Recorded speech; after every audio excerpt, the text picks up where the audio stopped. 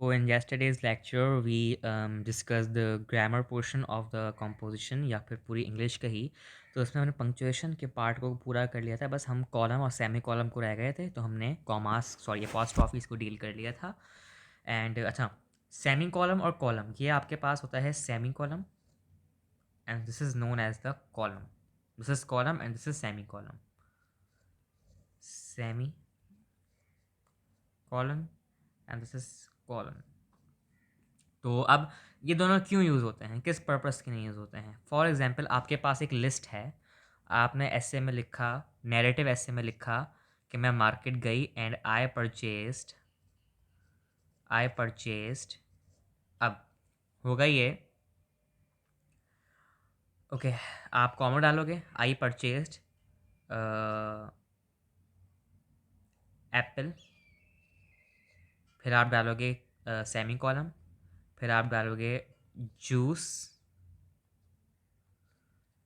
फिर आप अच्छा, जूस में आपका जे जो है स्मॉल होना चाहिए, remember it. Juice, then banana, then powder. तो ये एक लिस्ट है ना, एप्पल, ये सब एक लिस्ट में आ गए। तो जब किसी लिस्ट को आप डिफरेंट करते हो, डिफरेंशिएट करते हो, तो आप कॉलम्स और सेमी कॉलम्स का यूज़ करते हो। तो जिस तरह हमने कॉलम सेमी कॉलम्स लगाए हैं, हम यहाँ पर लेट्स से हम यहाँ पर कॉलम भी यूज़ कर सकते हैं, लाइक दिस। ओके, जूस, तो हम यहाँ पर कॉलम भी यूज़ कर सकते हैं, नो प्रॉब्लम। तो ये कॉलम और सेमी कॉलम हमेशा लिस्ट के लिए होते हैं, कि लिस्ट अगर आपको किसी अलग करनी हो तो लिस्ट के लिए आप कर सकते हो। अच्छा, एक और चीज़, एक हमारे पास होता है इंडिपेंडेंट क्लॉज,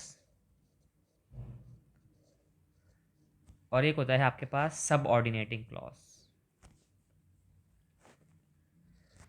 सब कोऑर्डिनेटिंग, वेट, इंडिपेंडेंट क्लॉज होती है और आपके पास सब कोऑर्डिनेटिंग। ये पता नहीं मैंने कब पढ़ी थी, मुझे अभी तक याद, मतलब इतना मुझे मुश्किल हो रहा है इसको रिमेंबर करने में इन चीज़ों को। तो मुझे अभी तक अल्हम्दुलिल्लाह याद है, तो मैं आपको वही चीज़ें पढ़ा रहा हूँ जो मैंने पढ़ी थी। तो इंडिपेंडेंट क्लॉज और सब कोऑर्डिनेशन जो आपकी क्लॉज होती है ना, उसमें होता ये है कि एक इंडिपेंडेंट क्लॉज होती है जो अपने बात पर खड़ी रहती है। फॉर एग्जाम्पल, एक इंडिपेंडेंट बात है, वो किसी के ऊपर डिपेंड नहीं कर रही, जैसे कि आई लाइक पिज़्ज़ा। तो ये मैं अपने ऊपर एक इंडिपेंडेंट बात है, ये मेरी अपनी इंडिपेंडेंसी है। कहते हैं ना, मैं अपने आप को फाइनेंशियली इंडिपेंडेंट करना चाहता हूँ, यानी कि मैं अपने ऊपर डोमिनेंट रहना चाहता हूँ। तो जो इंडिपेंडेंट बात होती है वो होती है। अगर मैं ये लिखूँ आई लाइक, अच्छा ये वाली हुई इंडिपेंडेंट क्लॉज। अगर मैं ये लिखूँ, अच्छा ये मैंने आई ऐसे ही लिखा है जूम करके, ये आई पेपर में मत बना देना, नंबर कट जाएंगे। एक और चीज़, आई हमेशा ऐसे में, चाहे मिड में आए, चाहे शुरुआत में आए, चाहे एंड में आए, हमेशा कैपिटल आई लिखेंगे हम। बाकी सबकी स्पेलिंग हम स्मॉल लेटर्स में लिखेंगे, लाइक एप्पल्स एंड जूस। तो जूस का जे आपका स्मॉल होगा, मगर for example I like pizza, P small होना चाहिए, आई लाइक पिज़्ज़ा। एंड अब यहाँ पे आई स्मॉल नहीं आना चाहिए, यहाँ पर भी आई कैपिटल आना चाहिए, क्योंकि ऐसे में हमेशा आई, या इंग्लिश में हमेशा हम आई, चाहे सी आर की यूज़ हो, कुछ भी हो, लेटर हो, आई हमेशा हम कैपिटल लिखेंगे, चाहे वो बीच में क्यों ना हो। हम कहते हैं ना कि हमेशा फर्स्ट लेटर आपका कैपिटल से स्टार्ट होना चाहिए, आई हमेशा कैपिटल होगा, चाहे वो बीच में आए, चाहे वो मिडिल में आए, चाहे वो शुरू में आए। आई हमेशा हर टॉपिक का कैपिटल होना चाहिए। तो I like pizza and I like burger, तो इसमें दोनों में आई कैपिटल है। ये नहीं कि पहला वाला ही सिर्फ कैपिटल हो, दूसरा वाले भी कैपिटल होना चाहिए। तो ये ऐसे में बहुत से बच्चे गलती करते हैं कि आई स्मॉल लिख देते हैं बीच में, जब आता है हमेशा कैपिटल लिखना होता है आई। तो ये इंडिपेंडेंट क्लॉज थी, आई लाइक पिज़्ज़ा। अब अगर इसकी मैं सब कोऑर्डिनेटिंग क्लॉज लिखूं, यानी कि ये डिपेंड करेगी इस वाली बात पर, I like pizza comma and I also like burger. तो ये एक डिपेंडेंट इंडिपेंडेंट क्लॉज हो गई फर्स्ट वाली, I like pizza, it is independent clause, ये अपनी बात पर डोमिनेंट खड़ी है। मगर इसी के साथ एक डिपेंडेंट क्लॉज आ गई, यानी कि जो इस बात के ऊपर डिपेंड कर रही है, फर्स्ट वाली बात के ऊपर। I also like burger second clause है, ये सेकंड क्लॉज फर्स्ट क्लॉज के ऊपर डिपेंड कर रही है, this is called the sub coordinating clause.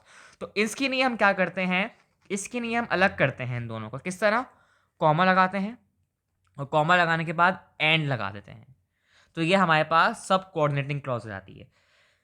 Okay, and या फिर फैन बॉयज, फैन बॉयज यानी कि फॉर एंड नाइदर, आपके पास बट एंड, आपके पास जो है सो एंड और एंड वाई से जेट, तो ये आपके पास फैन बॉयज हो जाते हैं। तो हम फैन बॉयज लगाते हैं सब कोऑर्डिनेटिंग क्लॉजेस को आपस में मिलाने के लिए, मगर उन फैन बॉयज से पहले कॉमा लाजमी आना चाहिए, तभी हम वो fan boy and for with लगाएंगे, ठीक है। सॉरी, विद नहीं, fan boys, for and neither, ये सब कॉमा के बाद लगाएंगे हम फैन बॉयज। तो ये सब कोऑर्डिनेटिंग क्लॉज को ज्वाइन करने का होता है।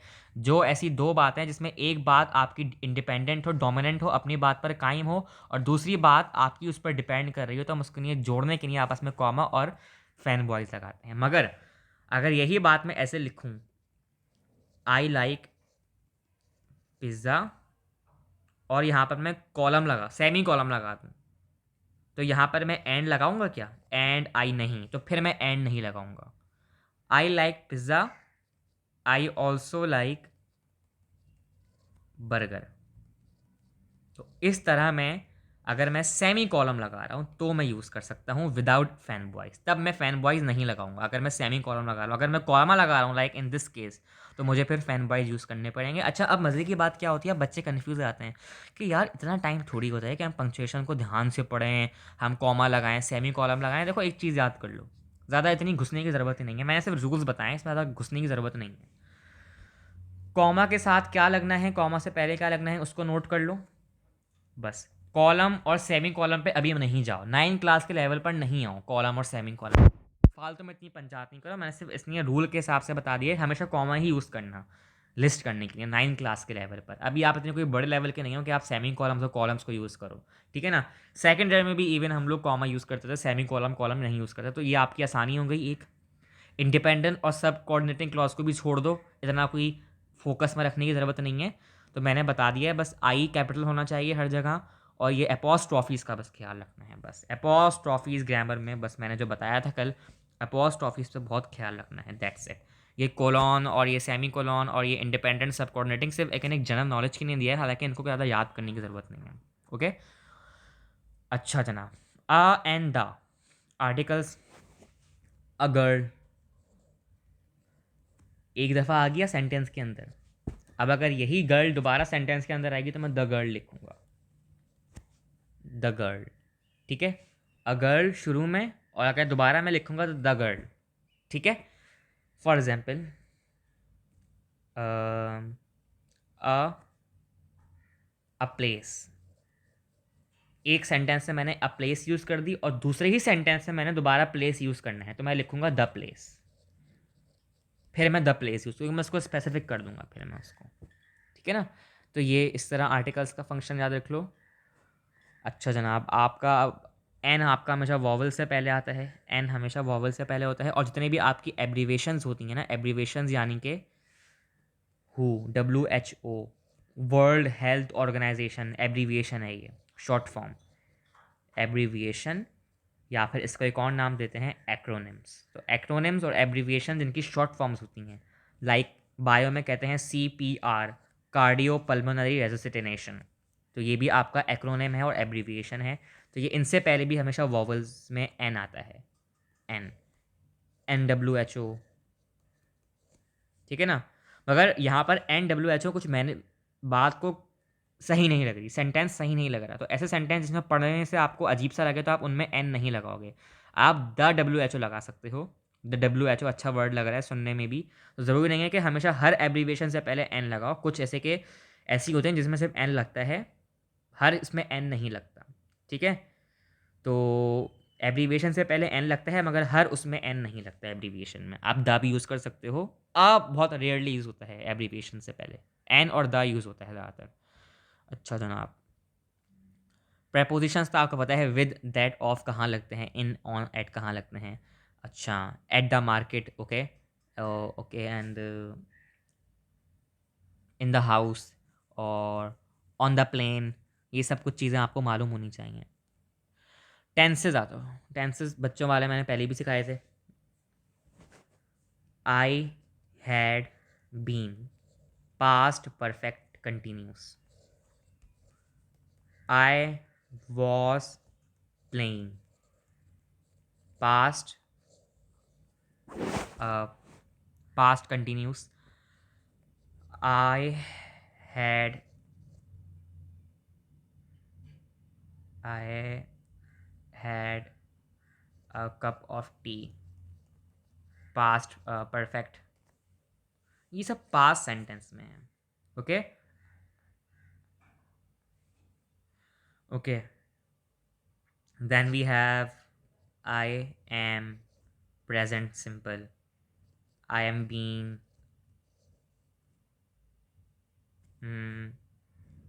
Okay,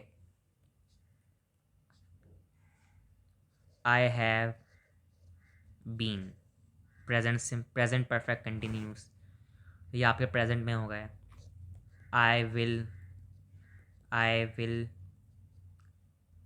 I will have been, future perfect continuous, future simple tense, future perfect continuous. तो ये टेंसेस आपके हो गए। ठीक है, अब ये इनके रूल्स वगैरह वो आप नेट से निकाल के, मेरी पुराने लेक्चर से निकाल के सीख लो कौन से रूल में क्या आता है। और बहुत आसान है, टेंसेस तो बहुत आसान है। अच्छा जनाब, ये भी आपकी हो गई। अच्छा, एसेज में कौन सी गलतीज नहीं करनी चाहिए? एसेज में आपको जो है ना, ये वाली चीज़ें यूज़ नहीं करनी चाहिए। आइव, ये इस तरह I've, kinda, sorry kinda, cause, cause I like this, ये सब, ये जो है ना, ये सारी चीज़ें, ये सब कभी भी यूज़ नहीं करना है, ऐसे में नंबर कट जाएंगे। ठीक है, ये सब हमेशा कट ऑफ कर दो, इनको यूज़ ही नहीं करो। अच्छा, हाँ, मॉडल वर्ब्स शुड, वुड, ये यूज़ कर सकते हो आप। शुड, वुड, कुड, ये मॉडल वर्ब्स यूज़ कर सकते हो आप। ओके, तो ये एसेज में कर सकते हो। जो नहीं कर सकते मैंने बता दिया, आइव, आई काइंडा, आई किंडा, आई कॉज, ये सब चीज़ें, ये फजूल बातें मत करना भाई, ये इनफॉर्मल वे में आ जाता है, सब कट कर देता है एग्जामिनर, और ये फॉर्मल राइटिंग का रूल भी नहीं है। अच्छा, अब सब्जेक्ट वर्ब एग्रीमेंट में कुछ चीज़ें अभी से क्लियर कर दूं, जो बच्चे ऐसे में क्या अपनी डेली स्पीकिंग के अंदर इतनी गलतियां करते हैं। सब्जेक्ट वर्ब एग्रीमेंट, बस 2 बातों में ख़त्म करूंगा इस टॉपिक को, इंशाल्लाह आपको समझ आ जाएगा। सिंगुलर के साथ, singular word verb, sorry, singular subject है तो उसके साथ वर्ब भी सिंगुलर लगेगा। प्लूरल सब्जेक्ट है तो उसके साथ वर्ब भी प्लूरल लगेगा। किस तरह, अब देख लो। He, she, he, she, and Ali एक नाउन है, सिंगुलर नाउन है अली। ही, शी, अली, सारा, और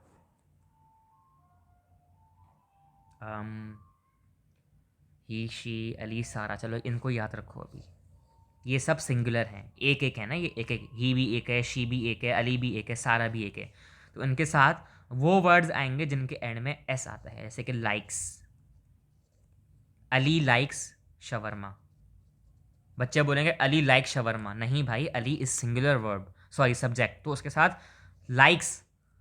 बच्चे बोलेंगे एस लग गया तो प्लूरल हो गया, नहीं भाई, एस लग गया तो सिंगुलर है, एस लगेगा तो सिंगुलर है, एस नहीं होगा तो प्लूरल होगा। जैसे कि ही लाइक्स शवरमा सही है, शी लाइक शवरमा सही है, सारा लाइक शवरमा सही है। आई लाइक शवरमा, क्योंकि आई इज आपके पास एक प्रोनाउन है आई, तो आई लाइक शवरमा, तो ई के बाद एस नहीं आएगा, एस आएगा तो ये सिंगुलर हो जाएगा। I, I is not a singular, I is a pronoun. तो I like shawarma is correct, but I like shawarma is not correct. जैसे कि बॉयज प्लूरल है, सिंगुलर है बॉय, प्लूरल है ना बॉयज, बॉयज इज प्लूरल। अगर boy होता तो सिंगुलर होता। बॉय और बॉयज में फर्क देखना आप। बॉयज, बॉयज और बॉय, बॉयज इज प्लूरल तो इसके साथ वर्ब भी प्लूरल आएगा। Boys, boys enjoy playing cricket. सही है गलत है? सही है ना, प्लूरल बॉयज, प्लूरल एंजॉय, बिल्कुल सही है। Boy enjoys, boy enjoys, okay. अब कोई भी बॉय हो सकता है, कोई भी boy, that boy, that boy लिख दो, that boy enjoys playing cricket. अब मैं उसमें नहीं जा रहा, फैन उसमें प्रेपोजिशन में नहीं जा रहा, मैं टू लगा दूँ, एंड लगा दूँ, वो फालतू की बातें नहीं कर रहा मैं अभी। That boy, boy is singular तो एंजॉयज इज ऑल्सो सिंगुलर, तो ये करेक्ट हो गया। तो सिंगुलर के साथ हमेशा सिंगुलर वर्ब आता है। एस लग जाए तो वो सिंगल है, सिंगुलर है। एस हट जाए तो वो प्लूरल है। समझ गए ना मेरी बात को? आई के साथ हमेशा प्लूरल लगेगा वर्ब, और जो आपके सिंगुलर वर्ब्स उनके साथ हमेशा एस वाले वर्ड्स लगेंगे, वर्ब सॉरी। जैसे कि अब हम डेली कन्वर्सेशन में बोलते हैं I, I like to go to the park, सही है। अब वही बच्चा पता है क्या गलती, कज़न, अब एक और चीज़ सीख लो, हाँ, my cousin hate movies. My cousin hate movies होगा या हेट्स मूवीज होगा? माई कज़न हेट्स मूवीज, ठीक है। क्यों? क्योंकि कज़न तो एक है ना, मेरी मेरी एक कज़न है। मैं कज़न्स की बात तो नहीं कर रहा, जैसे कि ये माई कज़न्स, माई कज़न्स एपोस्ट्रॉफी इसके बाद आएगा क्योंकि इसका प्लूरल भी है, सिंगुलर भी है। माई कज़न्स हेट मूवीज। क्यों? क्योंकि यहाँ पर कज़न्स प्लूरल था, प्लूरल के साथ हेट भी प्लूरल आएगा। यहाँ पे कज़न सिंगुलर था तो सिंगुलर के साथ हेट्स भी सिंगुलर आएगा। तो ये इस तरीके से भाई मैनेज करना सीखा करो। डेली कन्वर्सेशन में बच्चे बोलते हैं माई कज़न्स हेट्स मूवीज, अबे कज़न्स तो प्लूरल है तो हेट भी तो प्लूरल रखो, माई कज़न्स हेट मूवीज। हाँ, माई कज़न हेट्स मूवीज सही है। तो इस तरह स्पीकिंग में आपकी गलतियाँ हो सकती हैं, तो ये आपको जहन में रखना पड़ेगा। इंशाल्लाह नेक्स्ट लेक्चर में हम फिर वोकैबुलरी और कनेक्टर्स के ऊपर आएंगे और बस एंड करेंगे। एंड भी नहीं करेंगे बल्कि भी तो काफ़ी चीज़ें रहती हैं इंग्लिश में, लेटर रहता है, फॉर्मेट रहता है, चलो कर लेंगे इंशाल्लाह, नो प्रॉब्लम।